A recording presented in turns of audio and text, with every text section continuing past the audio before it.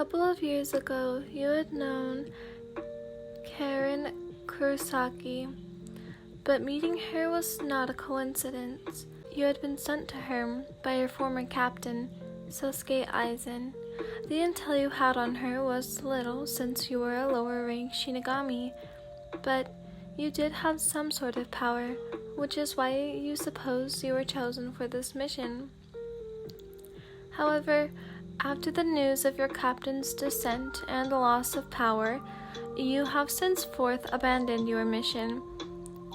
You didn't know all the details about what had happened, and for that, you were holding out on hope. When you were little, Captain Aizen had taken your side in an argument once when you stepped out of line to help a small ghost boy. Captain Aizen was returning and a crowd had gathered, although some people didn't seem to care. This included the little boy. His thin, trembling, almost lifeless body was being thrust around like a sack of potatoes. The one responsible was a low-status noble who had been rubbing a piece of meat in his face. The poor boy began to cry. You were thin yourself back then. You also had no status. You were a commoner, just like the boy. But you didn't want to sit and watch. You could have walked away, and ever since you'd think about how much easier it would have been to do so. But then your mind wanders to what if you had. Pros and cons circled around both answers, and a few years later, when you'd graduated from Shinori Jutsu, you would finally come up with an answer. You knew you would do it over and over, as many times as it took, because no, if you didn't ignore the noble, and instead of stepping in, you would have walked away with no bruises or cuts that day, but you would have never met your future captain, who stepped in and defended the two of you. You were told to abandon the mission by Rukia Kuchiki when she came down to defeat a hollow. You spent much time thinking about the reason for Aizen's strip of the title. Maybe he had gotten hurt too badly. Maybe he had resigned because he was too old, though you knew full well he had a couple of thousand years to go before he'd get old enough to retire. But it was the only thing keeping you from thinking the worst, that he had died in battle. You didn't want to believe that. You wanted to hold out hope until you got back to the Soul Society. Rukia refused to tell you anything, and her friend, the human-turned-soul reaper, wouldn't budge either. When you first had met his sister, Karen Kurosaki, you didn't know why you'd been chosen to assign to stay close to her. Your job was strictly to slay hollows, or help in doing so. But Aizen had said this was a special type of mission, and since he was your captain, you didn't ask questions.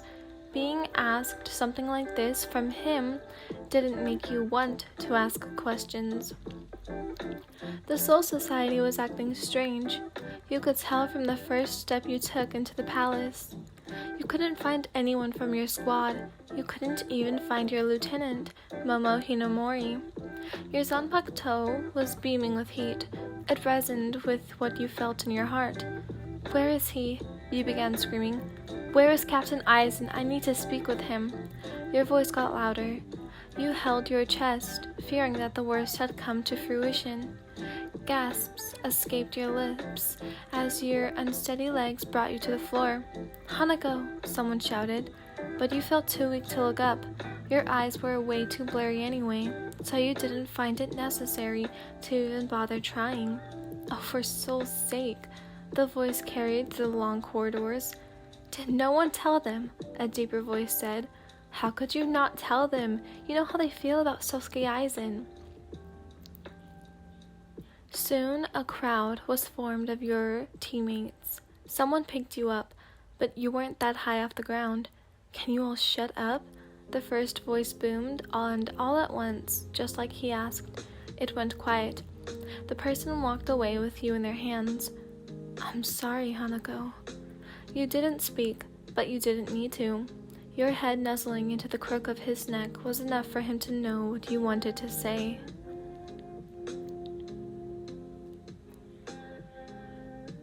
You awoke to a light rustling. One by one, your eyes peeled open. You blinked, rubbed, then blinked again.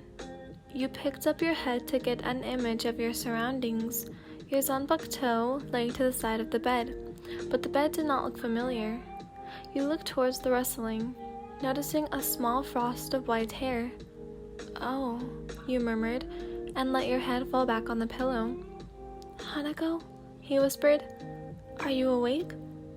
He took a step closer toward you, his eyes scraping every inch of your face. Your lazy black hair shot in every direction as you dug yourself a bigger hole in the blanket burrito you were in. "Hi, Captain Hitsugaya," you spoke, your voice sounding like rusty pitchforks scraping up a never-ending pile of leaves. His body immediately stilled from your voice, but it just as easily walked forward and sat on the opposite side of the bed.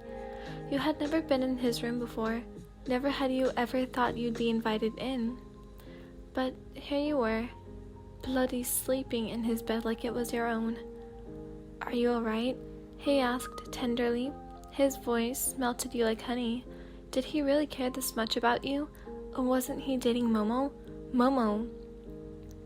You were so transfixed on being in Hitsugaya's room, Hitsugaya's bed, that you'd forgotten why he'd brought you here in the first place. You had many questions, but then again, Hitsugaya wasn't required to answer any of them. If he felt like it, he could kick you out right now. But he wasn't, you reminded yourself. He was the one that brought you in here in the first place. If he didn't care, or if he minded you being in his room, at least, you wouldn't be. "If you don't mind me asking," you sat up. "Captain, why did you bring me here?"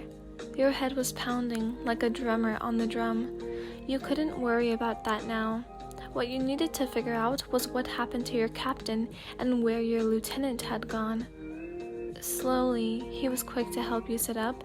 Some of your bangs fell into your face, but he was just as quick to help remove them for you. He sat back and watched you give him a questioning look. He smiled back at you. "I just want to help. From what you've heard about the Squad Captain 13, Hitsugaya was straight out lying to you." You narrowed your eyes the slightest, but retracted them swiftly, knowing full well what the consequences were for challenging a captain. Hitsugaya might have been your age, but that did not mean you were the same in strength. Hitsugaya covered his face and turned away. "I know we haven't interacted a whole lot, and you might not trust me after what I'm about to tell you, but I really just want to help." Your cheeks went red. You couldn't comprehend Hitsugaya right now. You've had a crush on him since the first interaction you've had with him.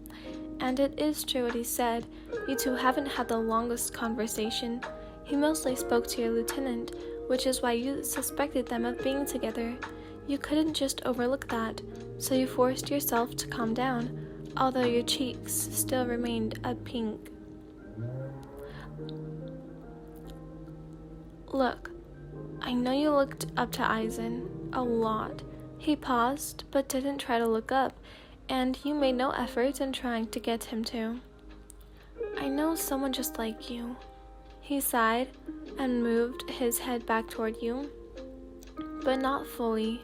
He kept it down somewhat, only his eyes peeking out from behind his mint white hair. "I cared deeply for her, like you. She was more of a sister to me, though." Lieutenant Momo Hinamori was the first name that came to your mind as Hitsugaya spoke. However, what you couldn't place right was why he was speaking in the past tense, as if Momo was no longer alive. The next thing to scrape your mind was how he said he cared for you, and if he was talking about Momo, whom he called a sister, then did you mean much more to him? But if he was talking about Momo in the past tense, then was Momo gone? Thoughts you couldn't hold down swirled around your head. Are you saying Captain Izen is a traitor to the Soul Society? You froze. The words that were tumbling out of your mouth only a moment before ceased to exist. This time, Hitsugaya met your eyes. He could see your whole world coming to an end, and he hated it.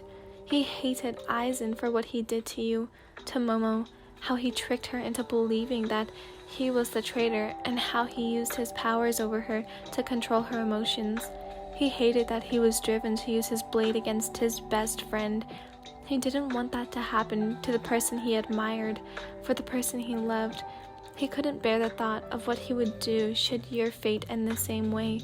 He wanted to protect you. He needed to protect you, and he was done denying his feelings for you. However, you didn't need a relationship right now. What you needed was a friend, and he was more than happy to be your shoulder to cry on. He wouldn't lose you like he lost Momo. He would lose no one else, especially to that traitor Sasuke Aizen.